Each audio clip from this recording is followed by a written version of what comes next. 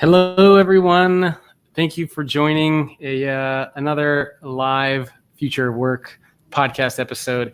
And as you can see, my very special guest today, Frances Frei. She's a Harvard Business School professor and co-author of this book here. Hopefully some people can see it. It's called Unleashed, the Unapologetic Leader's Guide to Empowering Everyone Around You. And you wrote it with Anne Morris, and I had the chance to read an advanced reader's copy, which was a really awesome book. So thank you for joining me. Oh, thank you. Thank you for the kind words. And it's really a pleasure to be here. Oh, so we have so much to talk about. But as I always like to do with this podcast, maybe we can jump in with just a little bit of background information about you. How did you get involved with everything that you're doing? You've had the opportunity to work with so many great companies. Where did this all begin?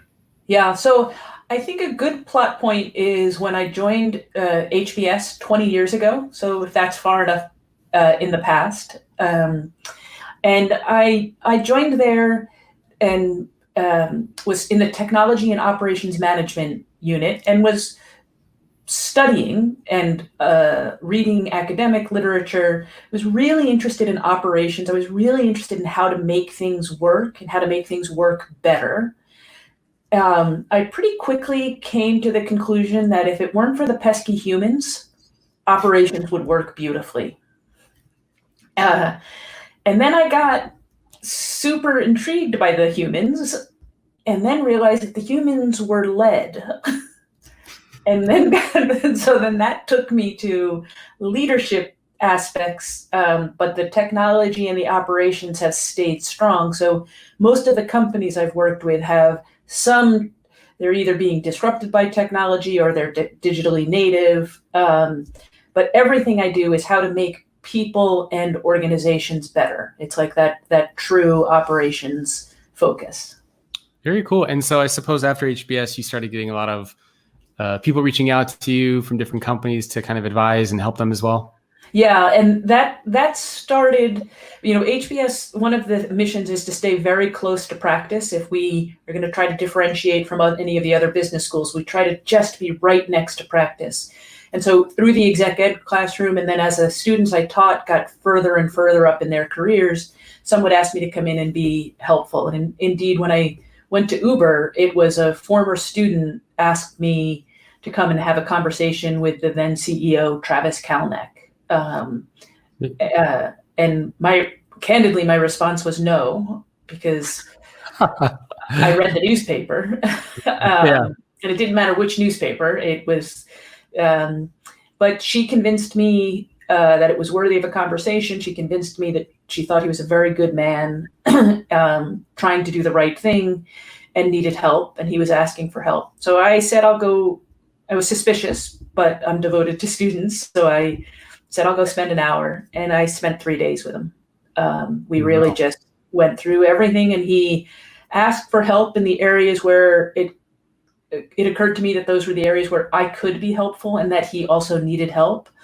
So after spending a lot of time with him, I then went and spent a lot of time with the company before joining officially on June 1st in 2017. And wow. So you were, I guess, full-time. So you were an Uber employee for a while. I joined as an Uber employee on June 1st, 2017.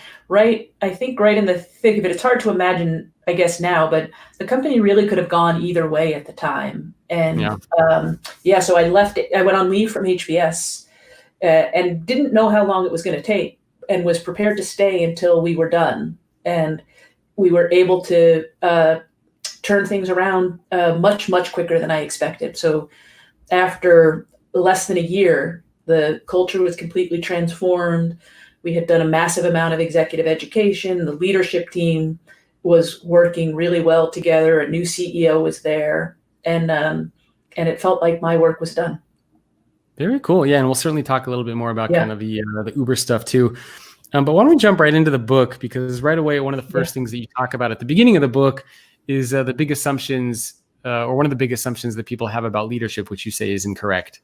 Yeah. So what is it that people think about leadership that you think is a little off?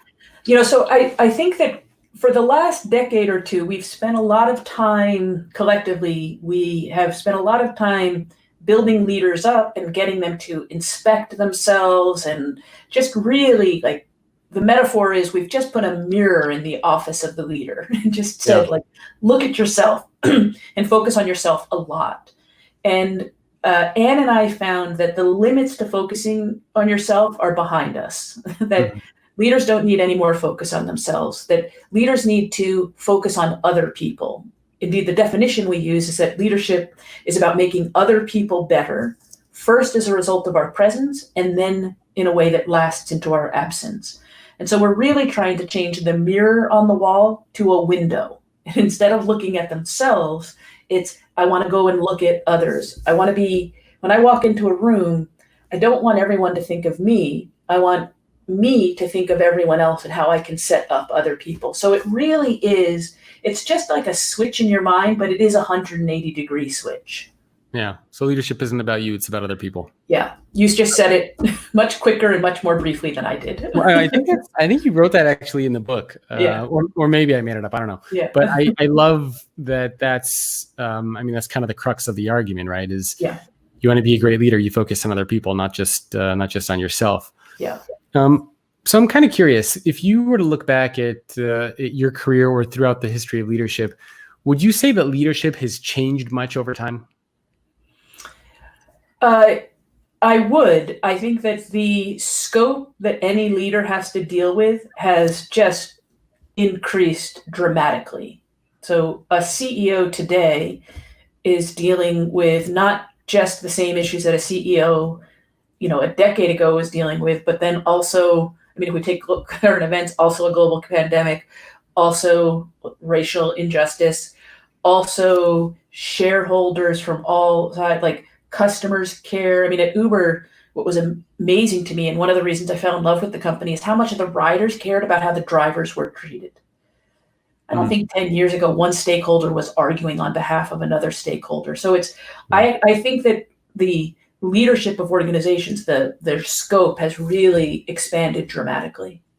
Okay, so scope has changed. What about as far as like leadership skills or how people think about leadership? Have you seen changes there? Yeah, I think that you have to really be a generalist today, but having had experiences with deep knowledge. So it's impossible to be a CEO today without deep financial understanding. It's impossible without deep strategic, without deep marketing. So it's much less usual today to have someone who came up general manager. You'll see many more CEOs today where their previous job may have been a CFO. And I think that's I think that's less. I think that was less common in the past. Okay, so leadership, you definitely, and I agree. I even in my book, I found that to be the case from a lot of the CEOs I interviewed. They would say, there's some things that are the same, but there are also a lot of things that are very, very different. Yeah. So things have definitely changed. So you mentioned some of what's going on today, and by the time most people are listening to the audio version of this, it'll be a few weeks after the current events. But for those of you watching live, you can see, obviously it's live. But those of you listening right now, the protests around George Floyd are going on. Still a coronavirus, the pandemic is going on. So maybe we can touch on that a little bit, Francis, and what you think that means for leaders as well. Yeah, so I think that this moment in time, so the stuff around George Floyd, which is, we all saw the murder of someone. What's different about it than all of the other instances of this that have been far too common, at least in the United States, is that for whatever reason, we all seem to be sharing the same breath, the same video screen. Like all of us experienced it at the same time. We had pretty similar experiences. I don't know if that's because we're just coming out of but we're in the midst of a global pandemic that is affecting all of us around the world in pretty similar ways. Yeah. But for whatever reason, we were ready to experience this at the same time. And so that's been quite extraordinary to me. And then one of the things we talk about in the book is that, like, our job is to make other people better, and we will win if we can make more and more varied people better. And so the more varied, that was our way of making, really calling inclusion and diversity as strong competitive advantage levers. And then we see this incredible racial injustice going on, and it puts even a sharper focus on it. So one of the things we talk about is, what does inclusion mean? And we use an inclusion dial, and it goes that, like, despite any difference I represent, white or black, like if I'm black in a sea of white employees, I will feel included if I first feel safe, regardless of any difference I represent. If I then feel welcome, regardless of any difference I represent. And then it turns the corner to competitive advantage if I'm celebrated precisely because of the difference I represent. And then if I'm cherished in every corner of the organization. Well, I have to say, what's different today than even when we wrote the book is that safety part, we used to skip over pretty quickly. I mean, I would use a story of how I got asked from HBS if I would go and teach in a Middle Eastern country, and I said no because it was illegal to be gay there. And I didn't feel safe. And the senior leadership at the school at the time said, "Oh, you don't have to worry about that. They're going to roll out the red carpet for you." And I was like, no. There's no amount of welcome that makes up for safe. That's right. So, well, we are seeing like the lack of safety, all of us today. And here's what we know. If I'm feeling unsafe, it's not up to me to fix the situation. It's up to you if you're feeling safe.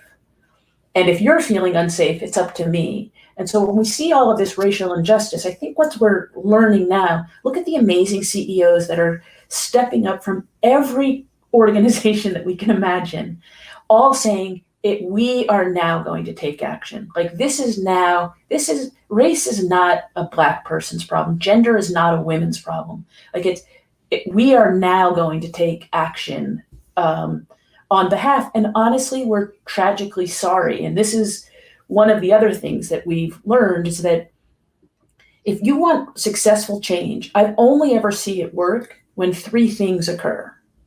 And we now need successful change based on this George Floyd moment and all of the surrounding. But it's when we honor the past, when we have a clear and compelling change mandate, and when we have a rigorous and optimistic way forward. Well, if we look at race in the United States, we have never really honored the past. And when we don't honor the past in an organization, and you'll see like somebody wants to change something, those that were here before you are just going to Godfather keep pulling you back unless we honor the past. We need to do that. We have the clear and compelling change mandate. And now we need a super rigorous and a very optimistic way forward. And I think this is a call to people that are at the heads of organizations. If you're going to lead an organization today, you have to have rigor and optimism, or you probably should step aside for someone else to come in and do it. Yeah. A very long answer to an awesomely short question. No. I love those three criteria. Maybe we can unpack those a little bit because I think those are very applicable in a business setting, because all the time people are talking about driving change and wanting change to happen. And I've heard so many stories of leaders who end up making change happen. And then, maybe 1, 2, 3 years later, another leader comes in and they want to change everything that other leader changed. Yes. And it's just this nonstop cycle of like, I mean, I don't even know what to call it, but it's just revolving. Yeah. And I think, and that's exactly right. And so what we have found is that if you want sustainable change, if you come in and honor the past, it calms down people that were there before you. And I think they're going to be there after you, by the way. Yeah. It calms people down that you're not just bringing this worked over here, so now I'm going to apply it here. Because our context is different. When you honor the past, you're honoring the context. And I think that's really important. So one of the things when I got to Uber, it was, there were some people that were super, super mad at Travis. And that is like their right. But it was no way we were going to change Uber if we didn't honor the amazing early history of Uber and everything that happened up until that really tragic blog where Susan Fowler exposed to everyone the horrible sexual harassment and mismanagement that was going on. So I've never seen change take hold without honoring the past as an organization or as a society. But I've seen lots of people who come in, to your point, and they want to say, like, I'm a change agent, so I'm going to come in and do everything different. No, no, no. This is, again, our definition of leadership is to make people better as a result of your presence and have it last into your absence. Yes. You too are going to be part of the past. So you got to honor the past. So maybe we could talk a little bit about how that works. I don't know if you have any real life examples or stories of what honoring the past looks like. Is it, you call an all hands meeting and you just say, hey, I know this is what happened before. It was great. Thank you for doing that. But now we're going this way. Or what does that actually mean? So I think honor looks like really sincere and really specific, detailed, nuanced, talking about the past again and again and again, not as a history lesson, but we're doing this. Some of you will remember that we did this before. Here's what happened. Here's what the awesome people did. Like, it's when we honor the past, I want us to learn the lessons, blame no one, and I want to celebrate individuals. So I want to credit lots and lots and lots of individuals. And if I have anything bad to say about the past, it's not individuals, it's we as a collective, and here are the lessons that we learned from it. So being a student of the past, but with understanding that it is fueling progress. So I'll give you an example. When I was at HBS, and we were turning around the culture at HBS, we had the HBS case method, and then we introduced the HBS field method. So the whole history of HBS had been large group discussion. And we introduced small group experiential. Some people were horrified that we would think of doing it. We could have come in and been very clumsy and said, oh, this is the new way. And we would still be relitigating it if we had done that. Instead, we came in, we're like, look, this is a compliment. Turns out that we want more and more varied people to thrive. Only some people thrive on day one of the case method. If we give them small group experiential, that will help more people find their voice in various ways. And then that will make the case method better. Like, we didn't put down anything to make ourselves look good. We just really showed ourselves as a compliment. And I think that's what we want to do. Yeah. It sort of reminds me of honoring your just personal history, culture, where you came from, family. Even some of family members might not necessarily be alive, or the past, obviously not the present, but you can still talk about it and relive, tell stories, and make it relevant in today's world. And I would say, if you're trying to change, that is an absolutely necessary criteria. Okay. Because otherwise, the people from the past will pull you back to the past again and again, and they'll wait you out. You'll leave, and they'll just reverse it immediately. Okay. All right. So that was the first step, is honor the past. Yeah. And the second step was? You have to have a clear and compelling change mandate, essentially answering the question, why now? Like, you want to change. Why do I have to change right now? Can't I change later? Because no one is going to come knocking at your door under normal circumstances and say change. Now, that's one of the amazing things that's going on now. All around the US, everyone is knocking on people's doors saying, change now. We should take advantage of that. We have a clear and compelling change mandate. For Uber, the press provided a clear and compelling change mandate. Like, investigative journalists made it so, like, you read the newspaper, the company had to change. Yeah. Normally, that's the hardest thing for a company to come up with, because if things are going well, how do you convince people that we should change right now? What I normally say is, if you can't do it on one page with a lot of the page taken up by figures, you're not going to be able to do it. So show me that, this number used to be going up and it's now going down. Or show me something that is super compelling. Otherwise, people will have other things that they would prefer to have as their top priority. So how do you go about doing that, sort of creating that compelling, I guess, vision or change mandate? Where do you begin? Yeah, so I think that listen, if Walmart opens up next door, you have it, right? If you're a retailer and everybody sees it. I think right now we're having protests. We saw the murder of someone in the streets. We have a clear and compelling mandate. But let's say you're a company and things are going well, but you foresee the future. And I think this is one of the reasons that Jack Welch was so celebrated at GE as a great CEO, is that when the company was doing well, he instituted massive change. The real amazing part of that is that he gave people a clear and compelling reason why, if we weren't number one or number two in every market we served, our future is in grave jeopardy. And he convinced people of that by talking about it in various ways all the time. So I think if Walmart doesn't open up next door, you have a bigger job to do of doing it. But if I don't walk around with like a fast-paced pulse, you're not going to get my entire heart and soul into the change. It's funny that you mentioned Jack Welch, because I feel like a lot of people have a love-hate relationship with him, where I've heard several people say he was one of the greatest leaders. And then there are other, maybe I won't mention any names, but there are other authors out there who have called him a bastard, who've said he's the first one who created mass layoffs. And if it wasn't for him, companies wouldn't be doing that today. So it's really weird to hear kind of like. And I can't add to either. I mean, those are both, I'm sure, informed points of view. I'm not a student of that. I wouldn't come out either way. But here's the thing I think nobody will argue with. He instituted change when it didn't appear like it was necessary.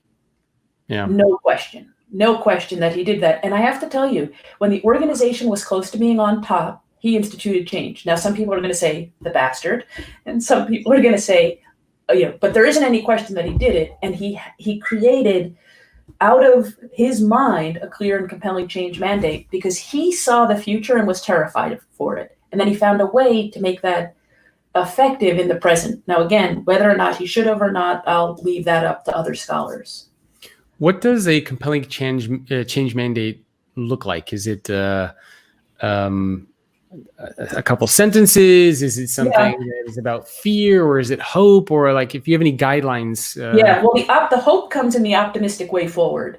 It's okay to have a little bit of fear in the clear and compelling change mandate, which is, our revenue went off a cliff, a new entrant, new regulation, a new technology has changed the landscape. So something that is disrupting what's going on. So we have the good old days, and then something is disrupting that, because otherwise we should just keep in the honored past. So like, why do we have to change? I think that's when, but if you can't describe it super crisply, then, and like with one page, people are going to really just argue for the past. They're going to say, please. Yeah. Okay. And I suppose this is also true for individuals, because, it's one thing to change your company, but a lot of the times leaders need to change themselves. Yeah. They need to learn new things, embrace new skills and mind, or even just as individuals, we need to, In fact, here's what I'd say. I don't care about the leaders quite so much as I want the leaders to help develop their people. Yeah. And so they're going to want to inject a change, a reason to change inside their people. I'm not as concerned about the leader. Okay. But the development of people is our greatest asset in any company. But convincing people, why should we learn new skills? Now, it's easier. Golly, I should probably learn how to code today, even if I'm not going to code, because the whole world is based on that rigorous if then else statement. And so I should do it. So helping people realize why they should be developed, I think is a great thing to do. What about just individuals who are not leaders? Because a lot of the times people are like, I should do something different, I should learn something new, but they don't have that compelling, just personal change mandate. Yeah, and I think if you don't have the clear and compelling mandate, it's like willpower, and I'm just not sure that willpower is all that generally. I'm not sure willpower is scalable. Okay, so you do need a little bit of willpower to be able to make change happen yourself. I think so. I think the clear and compelling change mandate makes the need for willpower go down. It's all willpower if you don't have a good change mandate. Got it. Okay. I thought maybe we could shift gears a little bit. I know a lot of people are very, very fascinated with Uber, and probably want to hear a little bit more about like the inner workings of, what exactly did you do there? Why did they bring you in? Yeah. So can you share a little bit about, first, maybe why were you brought into Uber? And maybe you can give some context around what is it that you did to try to change Uber for the better? Sure.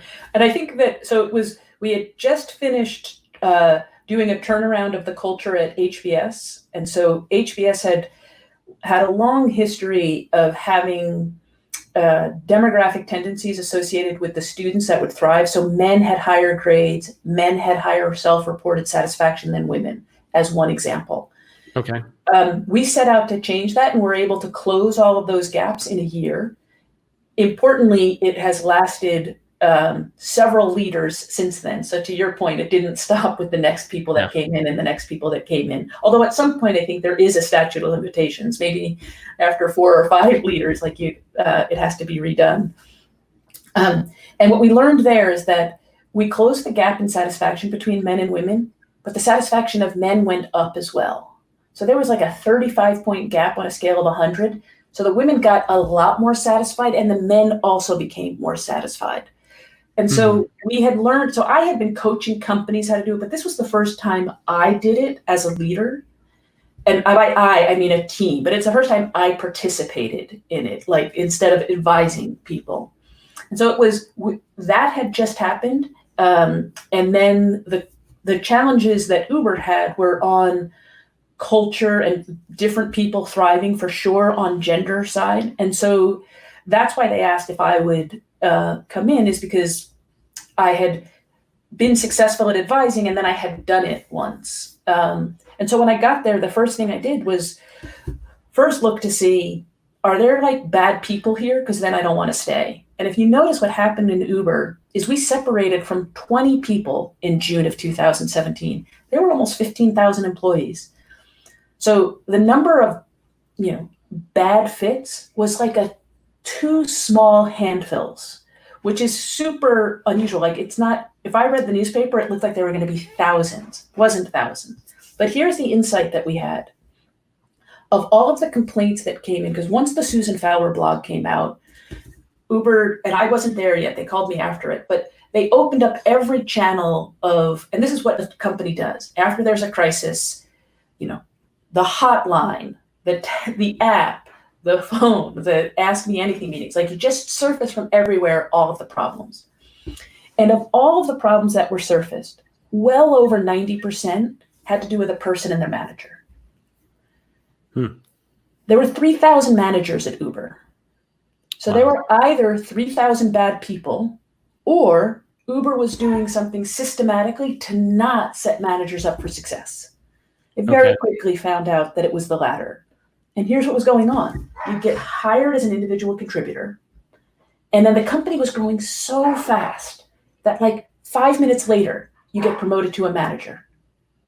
You didn't have any, and then 5 minutes after that, by the way, a manager of managers.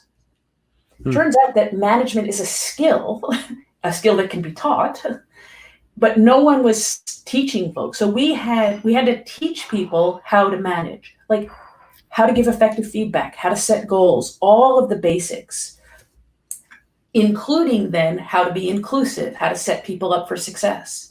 So that was one part, is that it was clear that managers were at the tip of the spear of where the problems were, but it wasn't their fault, and education would solve it.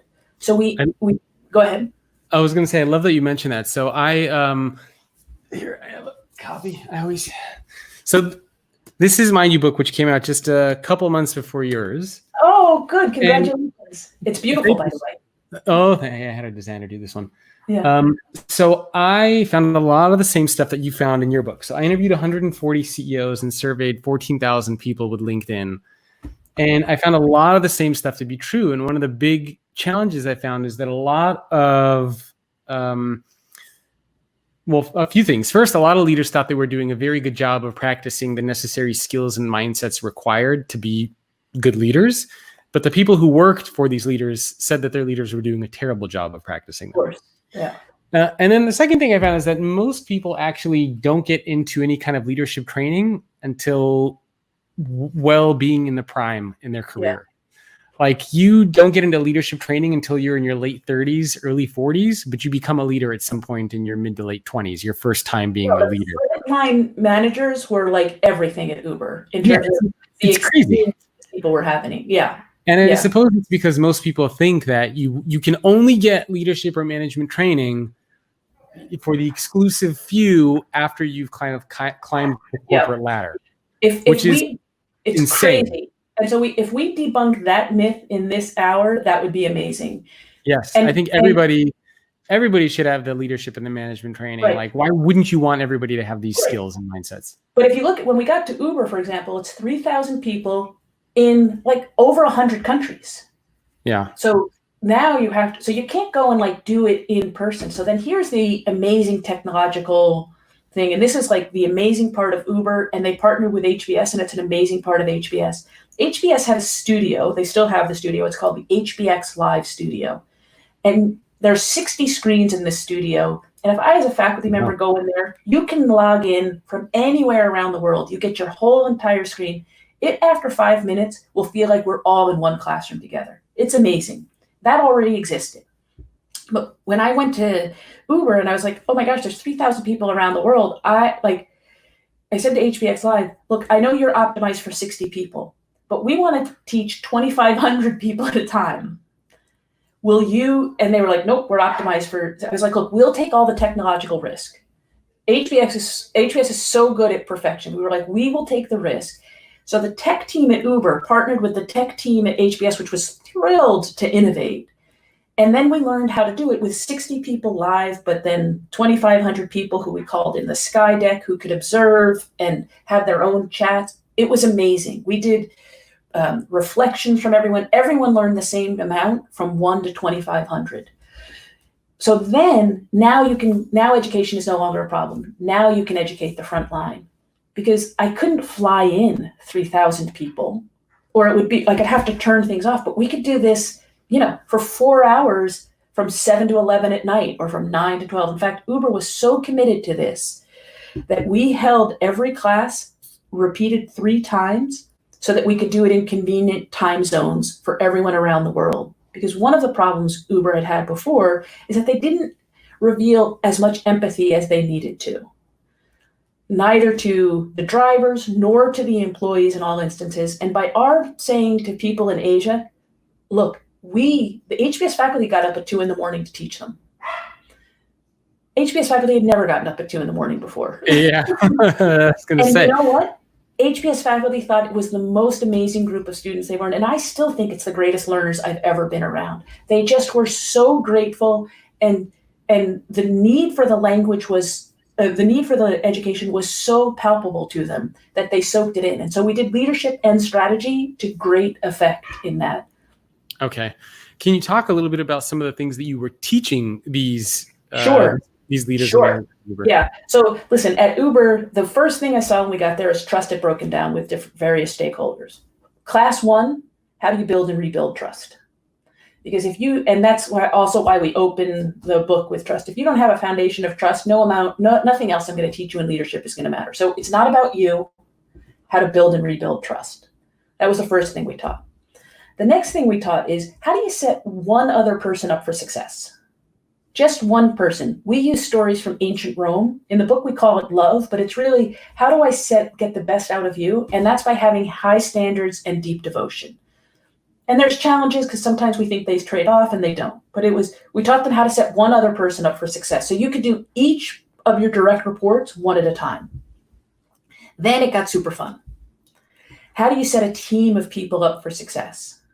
And what is the best composition of a team? And what we found, and I'm sure it's what you found as well with your work, is that we're really good when the golden rule applies. So for the subset of the world that I can treat them exactly how I want to be treated, that's like easy leadership. But the second we introduce variation so that the golden rule is a terrible idea, because I shouldn't treat you how I want to be treated. I should treat you how you want to be treated. I was just lucky when we were in common. So then we got into the composition and how to build a really robust team and how to bring out the best of the team. And we had Amy Edmondson come in, who was like the foremost authority on teams, and Sadal Neely would come in and she would teach about globalization. It was just all amazing. So that was the leadership part. And then we taught people in leadership, okay, given our global context, at the time, inequality was the biggest thing that was going on. So we were like, in the context of inequality, when we're in this global company, what's the right way? Like, what's the right way to lead given our context? Today, it would be in the midst of a global pandemic and also in the midst of a racial injustice. So those were the specific things we taught on leadership. And also, also, how do you design a culture to guide discretionary behavior? So we spent a lot of time on how to design and shepherd a culture. Go ahead. Oh, I was going to ask if was there like a specific emphasis on certain skills or mindsets, like emotional intelligence or? There was, but it was embedded in these tools. So in order to build trust, you have to have authenticity, logic, and empathy. So we taught authenticity, logic, and empathy within those skills. When you're setting someone else up for success, you need to create the conditions for them to be vulnerable. It doesn't mean I have to be vulnerable, although that is one technique, but I have to set the conditions so that you can be vulnerable. So we focused on each of these. They were emotional and logical. I guess those were the two parts. It was a set of skills and a set of emotions that we were bringing out in people. Okay, makes sense. And these were, these were ongoing classes, I guess, in person and virtual for. Yeah, we piloted in person, but then the main education, because of the distributed company, was all done through this studio. So here's what we did. We designed like a 30-hour curriculum, something like that. We said, we're going to pilot this 30-hour curriculum over 60 days. Which is insane. Like, imagine like you're doing your job and then over 60 days, you're going to take 30 hours of a super rigorous curriculum. Yeah. We thought of the, between 10 and 15,000 employees, a couple hundred would sign up. 6,000. Wow. 6,000. So I had made the mistake of saying, look, after every class, feel free to write a reflection and I will respond to your reflection. I got 30,000 reflections. I was like, oh my gosh. I thought I was going to get a few hundred reflections. Yeah. So we piloted it, but it's now going on in its like third year, and we did the first year, and then there were graduation sessions of going after that. So it's, and that's the thing I'm really impressed with you. No matter what challenges they're going through, they're still investing in the development of their people. This is a place where they've honored the past, and they are not going to go back to learning those lessons again. Okay, very cool. So I don't know if you can see on the screen. There's this this question that came in from Scott. And I'll read it because those who are obviously not live. Yeah. He says, I like to believe I've always been good with change until I went from being an independent contributor to being a leader being a leader overnight. And one of the biggest challenges I encountered with this change was going from being the doer to the leader. And the ability to step back from the day-to-day operations and lead my team was the hardest change for me in the process. Have you encountered this before, and what advice would you give to someone experiencing this issue now? So how do you go from being the doer to the leader? Yeah, and Scott, this is so good. So when it's all about me, I might think that, well, let me do it. But if it's all about you and your development, I'm never going to try to do it for you. I'm going to try to develop you because I know that the collection of you can accomplish way more than I can as an individual contributor. So the first thing to do is if someone is doing something not as well as you want, resist all temptation to do it yourself. Imagine a world where you can't possibly do it for yourself. So the best thing you can do is develop people and help make them better so that they collectively can accomplish much more than you can. So it's he was a great doer. Pretend you're no longer a great doer and you're now the coach. You're no longer allowed out on the court. The only thing you can do is coach. The good news is it's not just 5 people on the basketball court. You can have more and more and more people. Yeah. So, and I struggle with that too sometimes, Scott. So I have a small team of 10 people that I work with. And sometimes I see somebody doing something and I'm like, oh my God, like you're going to make my head explode. I could just go in there and fix it. And I'm like, all right, just don't do it yourself. Just communicate with them and have them. 10 people, like at 10 people, you're kind of close to maybe being able to do it yourself. But if you imagine, I'm going to have 100 people or 200 people or 500 people, and that's the world you want to imagine. Because as you go on in your career, that's likely what's going to happen. Yeah. Great question, Scott. Yeah, Scott, great question. Hopefully that piece of advice works there. So just pretend like you're trapped behind a force field, and you can't be the Yeah. doer. You got to be the coach. I Yes. like that advice very much. Okay, so jumping back to Uber, did you find that, or even just in general, Uber, some of the other companies that you worked with, is there some stuff that you have done for leaders which did not work? So anything that failed? Yeah, I'll tell you a big one that failed was that. So when I got to Uber and then to other companies that had broken cultures, I would look at their cultural values, and these were companies that were really led by their cultural values. So like cultural value A, people would do things and say hashtag that cultural value. Like these are like really culture-driven organizations. And when the culture was broken, what would happen is some of the cultural values would be weaponized. So my favorite example is a cultural value that's default to trust, which is a beautiful cultural value, right? It's saying let's give each other the benefit of the doubt. It's like exactly how a company and a society should work. When it gets weaponized, that means that people are using it for reasons other than let's give it the benefit of the doubt.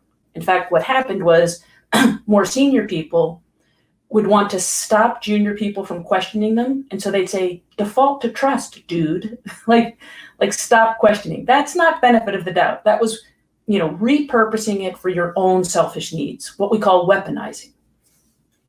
I thought in the beginning, if the cultural value was a good value, we simply needed to re-communicate its intent. So we just had to remind people that default to trust really meant, no, it's supposed to be used for this. It's supposed to be used to give the benefit of the doubt. Absolutely doesn't work. There is no amount of re-education. Once a cultural value has been weaponized, let it go and come up with new cultural values. And this time, don't have it from the founder handed on down, but develop them from everyone. So I participated a lot in the re-education because I thought the cultural values were beautiful. And I was like, yeah, that shouldn't be weaponized. As soon as it's weaponized, it's on the other side of the force field, to use your earlier analogy. When you say weaponized, what, so I guess somebody using the value as a way to... For me to get my own way. So like if you're questioning me and I don't want to be questioned, I would say, look, just default to trust. That wasn't the intent of default to trust. Oh, okay. I see what you're saying. Yeah. At Uber had a very famous one of toe stepping.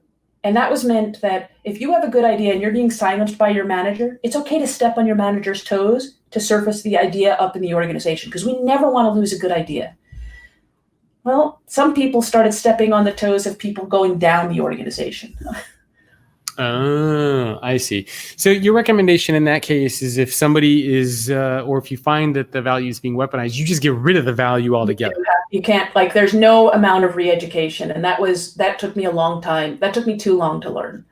Okay. There's no amount of re-education that will work. Even if people are like, oh, it's such a great value. Like you said, default to trust, that sounds like a wonderful value. Once it's been weaponized, there is no reclaiming it. Done. Give it up. Yep. Okay. All right. I think that's a great one. I think in the book you also have something called the trust triangle. Yeah. So I thought we could talk about that because I love that visual. And then you also have like this wobble factor, which I thought was a really great way to visualize what that is. So can you talk about that triangle? Sure. So what we learned is that when trust is broken, or when you want to build trust as a monolithic thing is super hard to move. But when we learned that there are 3 component parts to trust: authenticity, logic, and empathy, what became really cool about that is not only did we know its 3 component parts, but each one of those is very actionable. So I don't know how to move trust, but I know how to overcome a challenge in authenticity. I know how, if somebody's doubting my logic, I know how to overcome that. If someone's doubting my empathy, I know how to overcome that. So when we do this exercise with people, we ask everyone, please imagine a time, and I've done this in rooms with 5,000 people and rooms with 5 people. And if you don't mind, let's do it with you live right now.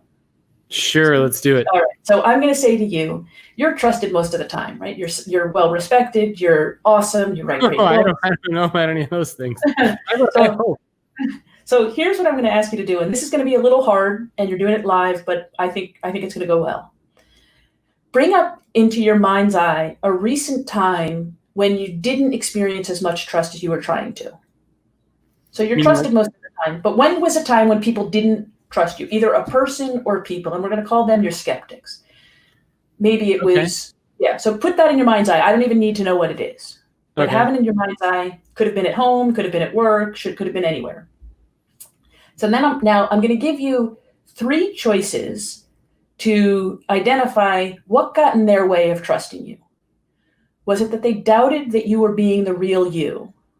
Because if you're delivering a message that you don't believe in, we sniff that out in a second and we don't trust you.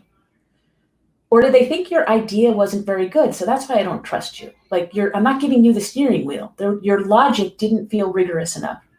Or did they feel like you were being too self-distracted? This was all about you. I don't feel like you're in it for me. So was it authenticity, logic, or empathy that got in the way? I don't think it was authenticity, because I think people would say that I'm usually pretty authentic, I hope. I think usually and I get this a lot, for example, and you probably might as well online with like social media stuff. I share an idea, share an article, put something out there, and it's very easy for people to kind of bombard you with negativity and just, this is garbage, this doesn't make any sense. And I think usually people critique the idea. I haven't had so much around authenticity. I don't think around empathy. I think usually. So it's the logic. Great. So let's narrow in. Yes. Yeah. So let's narrow in on this. So so then in our language, we would say you have a logic wobble. That is, wobble is what's getting in the way of your skeptics trusting you. Good news, we know how to overcome any of them, but you got to know which one it is for us to overcome it. So now we just have to double click one more time on logic. When people doubt my logic, they can doubt it for one of 2 reasons. Either I don't have very good logic, and people are seeing that super clearly. There's a substance problem. Or I have really good logic. I'm just communicating it ineffectively. That's a style problem. Yeah. The reason you have to know if it's substance or style is the prescriptions are very different. One doesn't apply to the other. So what we would do, we would then say, is it substance or is it style? And then we would teach you how to overcome either of them. Got it. And okay. So really figuring it out. Yeah.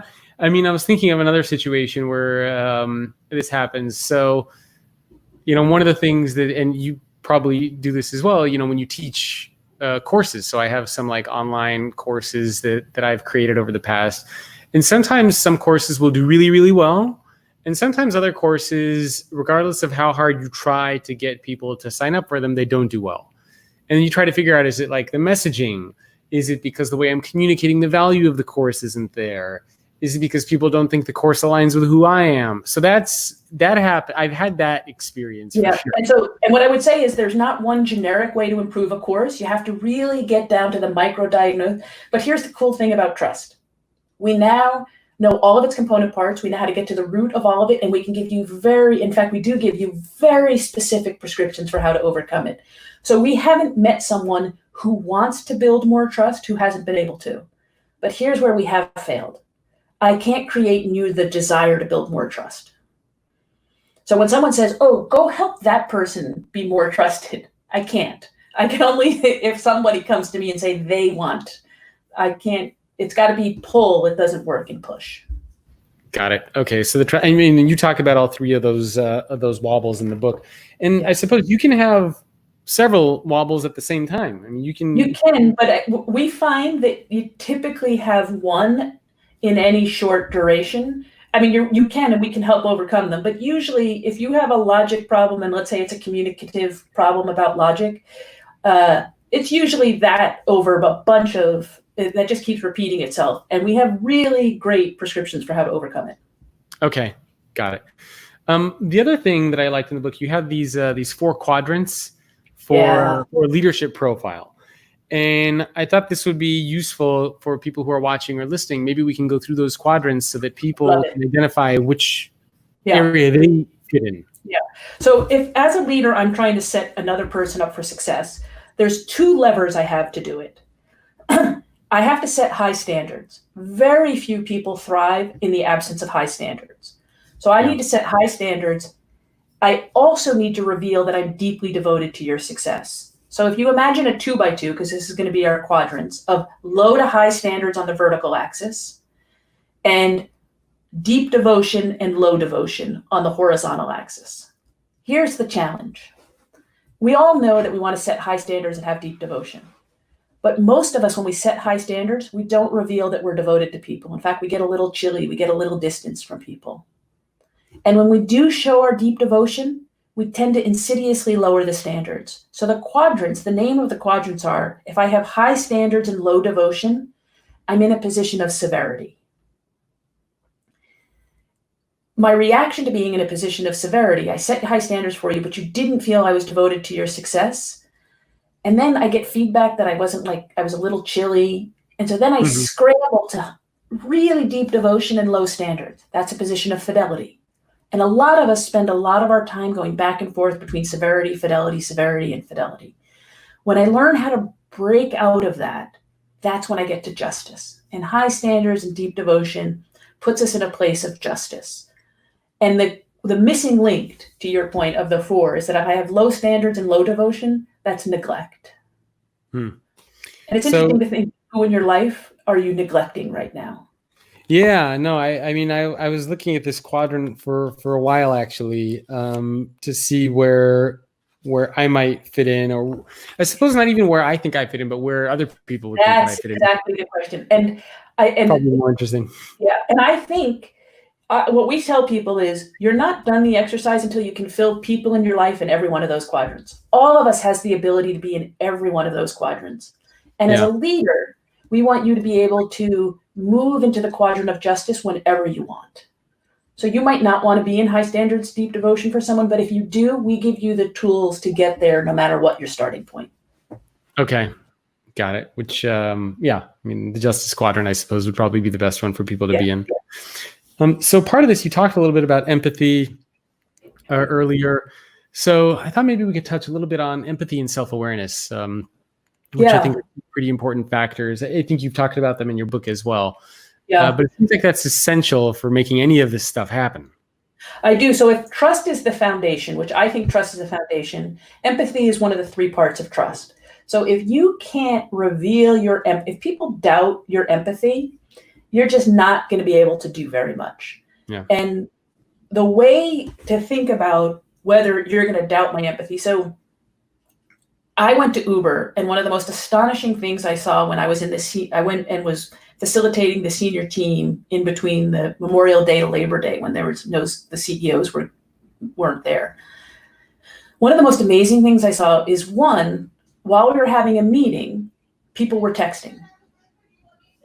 That's not good, and because you're showing that you're self-distracted and you're saying, I am more important to you. Then I found out that people were texting one another in the meeting. That's gone from not good to super toxic, because now you're making it unsafe for everyone else. So we agreed, and we came up with a norm that we put technology off and away while we're there. But go into a meeting today, and you can see this on Zoom. If people are present to other people, if I'm here for you and you can feel it, that's empathy.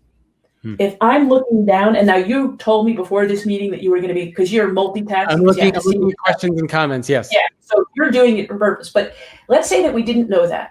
And each time you were looking away, we thought that you were doing something selfishly about you. The first thing to go would be trust, because we would see a lack of empathy. You can see the presence and absence of empathy in a meeting in about 180 seconds. Wow.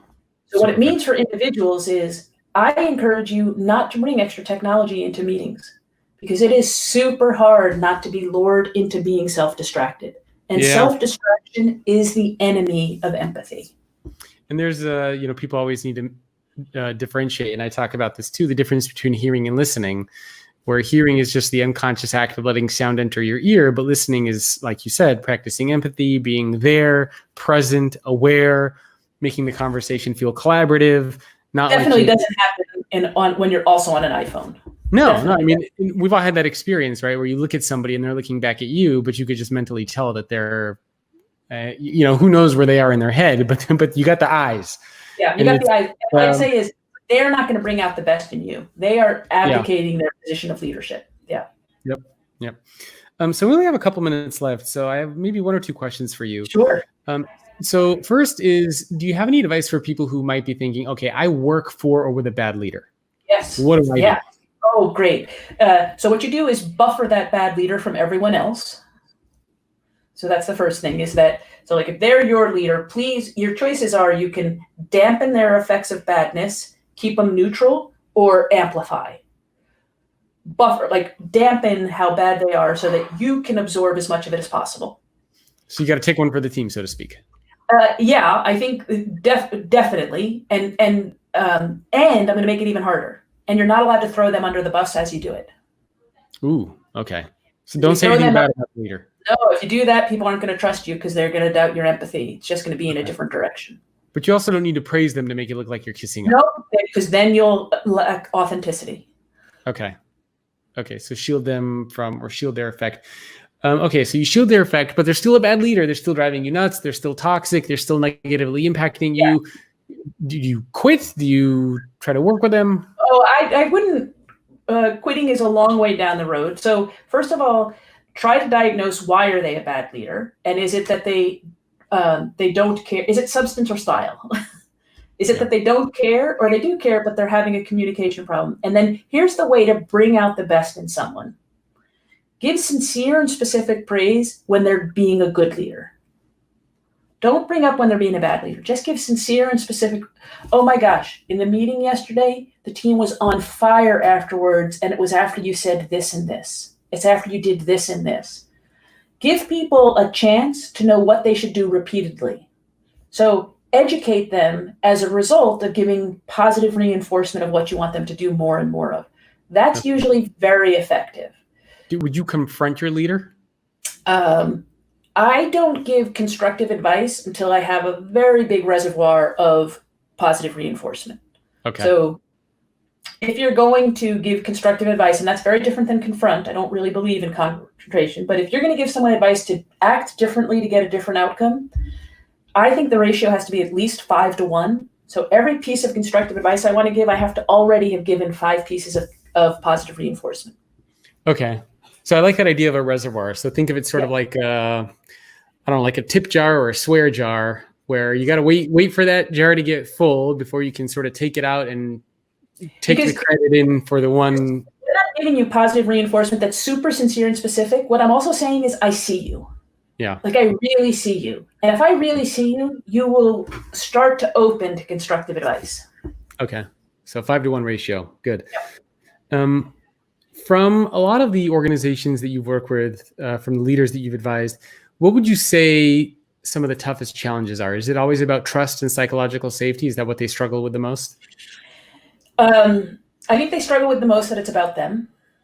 It's not about you. Trust, you're bringing up psychological safety, which is the Fearless Organization is a magnificent book written by Amy Edmondson, which is just like, get that book. And then I think that your other point of delegation, like my job is to set you up for success, which means I'm going to take the blame and I'm going to give you the credit. Yeah. So, and if you think about the leader, like look at how the pandemic has played out. I think like if you look at the countries that have done well in the pandemic and look at the leaders, you can line it up between leaders that it was about them to leaders when it wasn't about them and their success in the pandemic. I think if you look at it, like we have the whole range going on in 2020 around the world. I think that it's hard for some people to make it not about them. For some people, it's supernatural. So, yeah, it's very weird.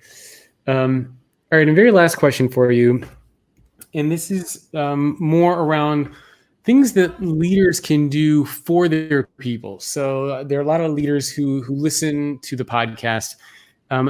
Let's say they just finished listening to this episode and they're thinking, all right, I'm going to take some of Frances's advice. I want to become that better leader. I want to do some of the things that she's talking about. Yeah. What are some steps that they can take like immediately, things that they can do? Yeah. So do a personal trust diagnostic so that you can see where your wobble is so that you can consciously overcome it. And how do they do that personal trust diagnostic? exactly the exercise I just did with you, although they can read it. It's in chapter 2 of the book, but it's literally come up with the last time you weren't trusted, diagnosis of authenticity, logic, or empathy. And then we give the prescriptions for how to overcome it. So identify your wobble and have the prescription to how to overcome it. And I'll even say this to your listeners. If the book isn't sufficient, contact me directly. If I can contact me directly anyway, I'm on LinkedIn, but we tried to be completely exhaustive in this. And if we're not, tell me and I will help you overcome your wobble. The first thing to do is to overcome your trust wobble. The second thing I would say is that look at your organization and say, are there some types of people that thrive more than others? Are there systematic patterns of who thrives? And if there are, set out to begin to close those gaps. And I don't want to make thrive an amorphous thing. Thrive is like super easy. Achievement and sentiment. So the equivalent of HBS students' GPA and satisfaction, whatever that is in your company, if men are thriving more than women, if white employees are like wherever it is, if you have gaps, worry and take action. If you don't have gaps, don't worry about your culture. You're doing just fine. Okay, identify the gaps. And I suppose next, close the gaps. That's where you start to do some of the investigative. Yes. Okay. Yeah. All right. Well, I love that advice. I think it's pretty actionable. I mean, the trust wobble, just that one concept, I think is super clear for people to get. So that's one of my favorite sections from the book, along with the 4 quadrants. So, I mean, maybe to wrap up, you can just let people know where can they go to get in touch with you. You mentioned you're on LinkedIn. Anything that you want to mention for people to check out, please feel free to do so. Thank you. So yesterday was the book launch. So Unleashed, that beautiful book that you have. And Ariana Huffington was kind enough that on the front of the book, it says the definitive guide to leadership today. It's not in your version, but it's in the new version that came out. Nice. So Anne and I tried to put everything we know in here. So that's one way. LinkedIn, social media has scared me for my whole life. I just joined in January. I took my toe in the water in January. I'm on LinkedIn. I like it. So you can, I post there, and if you direct message me on LinkedIn, I respond to everything. So that's a great way to interact with me.